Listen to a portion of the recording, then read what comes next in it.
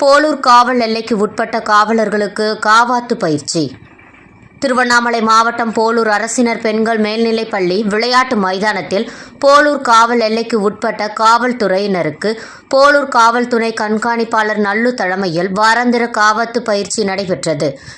இப்பயிற்சியில் உடற்பயிற்சி மற்றும் காவாத்து பயிற்சிகள் குறித்து எடுத்துரைக்கப்பட்டன.